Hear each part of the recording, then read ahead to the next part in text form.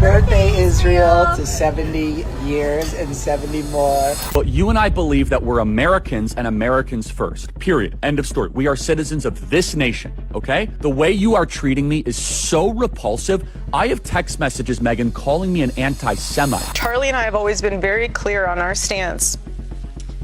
Israel, Jewish people. Erika Kirk is doing the exact opposite of what Charlie stood for, and people are starting to notice. She just endorsed Spencer Pratt for LA mayor, and the timing is raising serious eyebrows. This endorsement dropped just days after Spencer posted that photo. The dots are connecting fast. What makes this even more controversial is that Erika keeps claiming she's carrying on Charlie's legacy, but this is not what Charlie wanted. Charlie was crystal clear about being America first. In the months leading up to his passing, he was openly and boldly speaking out against foreign influence on the US government. That's a fact. And here's where the backlash gets real. Charlie had a favorite politician, someone he praised publicly multiple times. That person was Congressman Thomas Massie. Charlie respected Massie because Massie refused to play the political game. Massie voted against foreign aid. He voted against endless wars. He pushed hard to get unredacted files released to the public, and he didn't flinch when the donor class came after him for it. So the question that everyone should be asking is this: if Thomas Massie was Charlie's favorite congressman, why didn't Erika back him in his re-election race? One of the most exciting developments from last week's negotiations is the new church committee. And one of the members of that new church committee is one of my favorite members of Congress. He loves the Constitution. He loves liberty. He's honest and he's tough, and he's going to really go after the intel agencies. It's Thomas Massie, who's just terrific, from Kentucky. Why did Turning Point USA work against the very congressman Charlie admired most? That answer alone reveals everything about what's really going on inside the conservative movement right now. Here's what Erika posted on X on May 21st, and her own words say it all. She wrote that Spencer Pratt's campaign is authentically American, and that instead of speaking like a career politician, he's speaking as an American who sees and deeply understands how fragile the simple things in life are when leadership fails. She called it refreshing and compared it to citizens stepping into the political arena unafraid to challenge a failing system, specifically, quote, the one that has destroyed Los Angeles. There's a lot wrong with that message, and the internet is not letting it slide. The replies on Erika's post are piling up fast, and the comments with the most likes are all pointing to one name: Thomas Massie. People are calling Erika out as a hypocrite straight up. Many are even sharing that clip of Charlie talking about Massie on his show, letting Charlie speak for himself. Now, Turning Point is pushing the narrative that this was old Thomas Massie and that Charlie wouldn't support him today. But that story doesn't hold up. There is zero public record of Charlie ever changing his opinion on Massie. Before his passing, Charlie consistently and publicly praised Massie on multiple occasions, and TPUSA has not been able to produce a single piece of evidence that Charlie reversed his position. I think the DOJ should immediately move to unseal all the Epstein documents in the Southern District of New York. Yeah. Everything. And everything except material. I think every file should be released to the public the same way as the JFK files. Let the American people decide. Put them out there, because if there's nothing in there, then we can see there's nothing in there. Now, in April 2024, Massie came back as a guest on Charlie's show, and Charlie gave him a full platform to discuss some seriously controversial topics. And after Charlie passed, Thomas Massie shared a clip of Charlie calling for the release of the Epstein files. Both Charlie and Massie wanted those files released completely and without redaction. Charlie talked about it constantly, and during one of his college debates, he stated plainly that he was working on it both privately and publicly. Charlie also started connecting the dots between those files and possible foreign interference in the US government. He said it on his show, on the record, out loud. So there is no question where Charlie stood on this issue. Both he and Thomas Massie were actively pushing for full transparency. And yet, since Charlie's passing, Erika Kirk has publicly mentioned those files exactly 0 times. Spencer Pratt? Same story. There is no record of him pushing for the unredacted release of those files throughout his entire Los Angeles mayoral campaign. Funny how that works, right? The Epstein files were one of the issues Charlie cared about most, and that is a fact, not an opinion. His widow is completely silent on the subject, and now she's throwing her support behind someone who is equally silent on it. Coincidence? Maybe. Or maybe it has everything to do with who Spencer Pratt actually represents. Go back to that post Erika shared endorsing Spencer and scroll through the replies. We as the American people deserve to have every Epstein file released with no redactions whatsoever, period. And we the American people ran on transparency. We deserve to see the entire client list. Yeah. Every document the government has regarding the Epstein files, we the American people should have on an easy to access website immediately in a very, very quick fashion. I'm pushing for that both privately and publicly, just so you know. A lot of people are saying the reason Erika backs Spencer comes down to one thing, that blue and white flag he was photographed with. That photo went up just days before Erika's public endorsement dropped. Make of that what you will. And it's very interesting that you cannot find a single photo of Thomas Massie holding that same flag.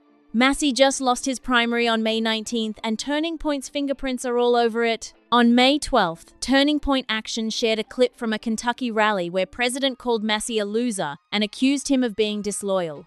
Turning Point amplified that attack publicly against Charlie Kirk's own favorite congressman, and Erika said absolutely nothing. But she had plenty to say about Spencer Pratt, a glowing public endorsement for a reality TV star from the Hills running for mayor of Los Angeles. And yes, Erika herself is a former reality star. So maybe that connection runs deeper than politics. Here's the part that should really make you stop and think. The biggest political difference between Thomas Massie and Spencer Pratt comes down to one word: Israel. Spencer is openly pro-Israel. Massie repeatedly voted against Israel aid. And Erika Kirk just made it crystal clear which side she's on. But don't take anyone else's word for it. Look at what Charlie himself wrote, in his own words, with his own fingers, just days before he was killed. Lies that Epstein, with his little friend Ghislaine and Ghislaine's father, Robert Maxwell, who is obviously a spy of the Israeli intelligence agencies, that there was something else going on here. Epstein was not some sort of whiz-kid hedge fund manager. Epstein was playing a part. Epstein was a LARPer. Epstein was cast for a specific role, and he played it really well. It's nothing new that if you're in the intel agencies, you want to try and get as much blackmail on powerful people as possible. Candace Owens released a screenshot from a private group chat Charlie was part of, and Turning Point USA's own spokesman Andrew Kolb confirmed those texts are real, verified on the Charlie Kirk show itself, so there is no disputing it. Charlie wrote, "Just lost another huge Jewish donor. $2 million a year because we won't cancel Tucker." Then Charlie added, "Jewish donors play into all the stereotypes. I cannot and will not be bullied like this." And then came the words that changed everything. Charlie wrote, "Leaving me no choice but to leave the pro-Israel cause." Let that sink in for a second. This was not some anonymous tip or a rumor spreading on social media. This was Charlie Kirk, the founder of Turning Point USA, one of the most recognized faces in the conservative movement, writing privately that he was done. Done with the pressure. Done with the financial threats. Done being steered by people who expected their donations to buy his silence and his loyalty. Charlie wanted out. He was exhausted from being told what to think, what to say, and who to stand next to on a stage. He watched donors threaten to pull millions of dollars the moment he stopped playing by their rules, and he had clearly reached his breaking point. The man who built one of the largest conservative organizations in America was being pushed around behind closed doors, and he was not going to take it anymore. And what was the final straw that pushed him to that point? He refused to cancel Tucker Carlson. That's it. No scandal, no betrayal, no dramatic falling out over ideology. But it goes to the point where, if, for example, if I have less ability sometimes online to criticize the Israeli government without backlash than actual Israelis do. Well, you and I believe that we're Americans and Americans first, period. End of story. We are citizens of this nation, okay? The way you are treating me is so repulsive. I have text messages, Megan, calling me an anti-Semite, but my moral character is now being put into question, Megan. Not my decisions, not like, hey, are you doing this? Is it smart or is it dumb? But no, I am a bad person if I do this. He simply would not disinvite Tucker from a Turning Point event, and because of that one decision, a single major donor pulled $2 million. $2 million, just like that! And Charlie's response was not to cave. His response was to walk away from the entire pro-Israel cause altogether. That tells you everything about where his head was in those final weeks. Now, some people will argue there is no way to fully verify those private messages. Fair enough, so let's take it a step further. Let's go straight to the video because Charlie did not just write this privately. He said it publicly, on camera, to Megyn Kelly, just weeks before he was killed. He sat down and spelled it out: the donor pressure, the threats, the conditions attached to the money flowing into his organization. He said it with his own mouth, looked into a camera, and put it on the record. This is not speculation. This is not a hit piece built on anonymous sources. These are Charlie Kirk's own words, backed by video evidence, confirmed by people inside his own circle and his own organization. And when you line up those private texts with that public interview, the picture becomes impossible to ignore.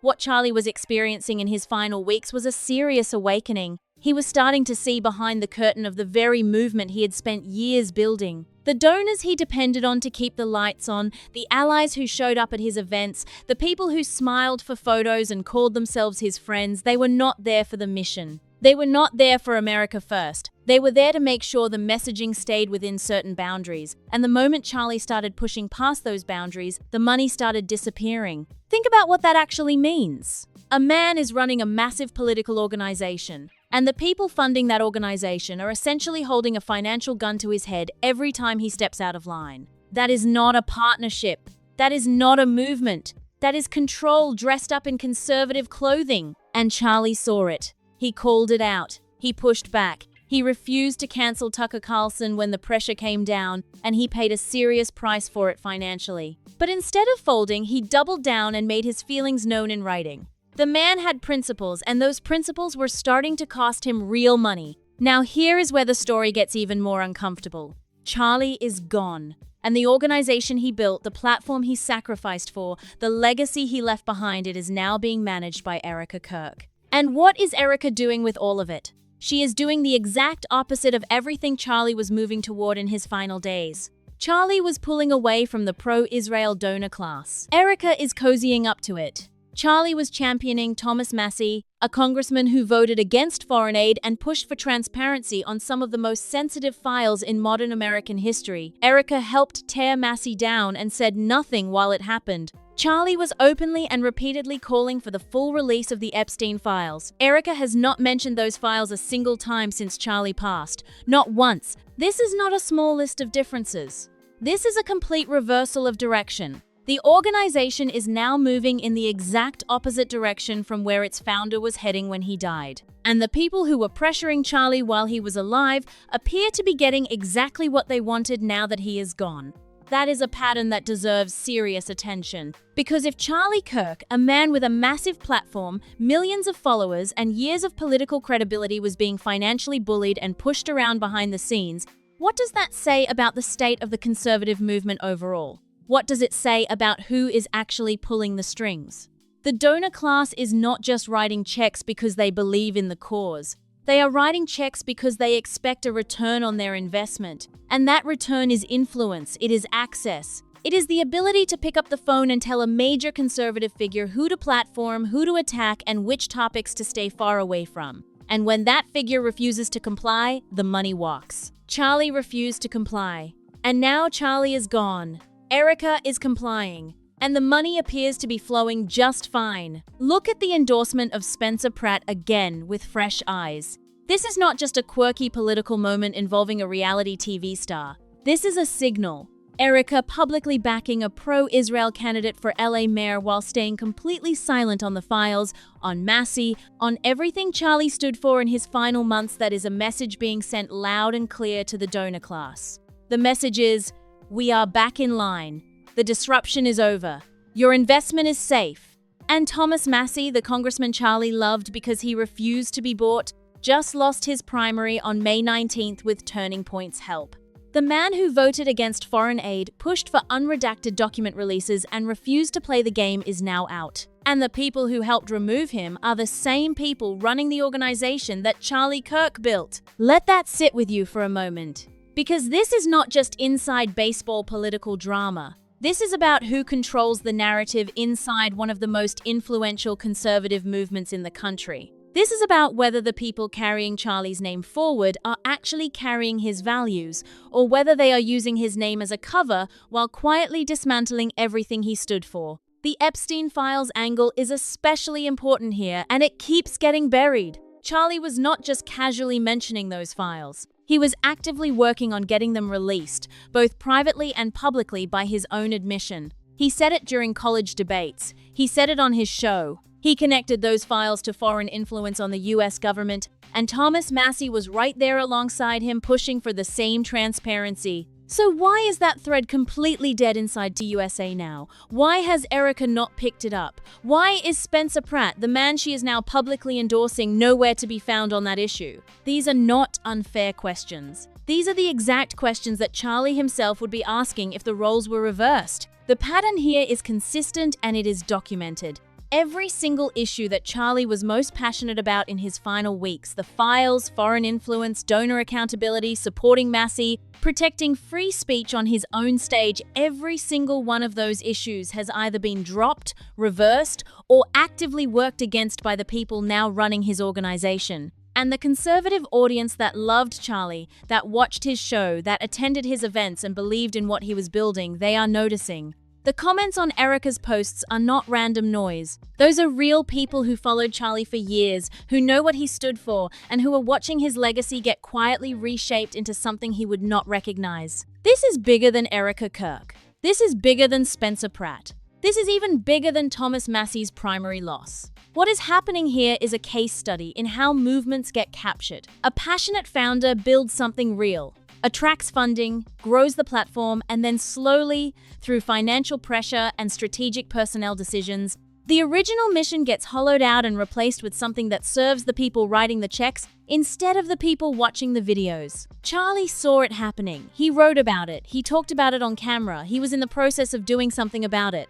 And now the very people he was pushing back against appear to be in full control of the thing he built. Keep your eyes open. Pay attention to who is being endorsed and who is being ignored. Pay attention to which topics get amplified and which ones go silent. Pay attention to the money trail, because the money always tells the truth even when the words do not. Drop your thoughts in the comments below. What do you think is really going on here? Do you think this is all just coincidence? Or does the pattern speak for itself? This conversation needs to keep going, so share this video with someone who needs to see it. If this opened your eyes, hit that like button. Make sure you are subscribed so you never miss what is coming next, and we will see you in the next one.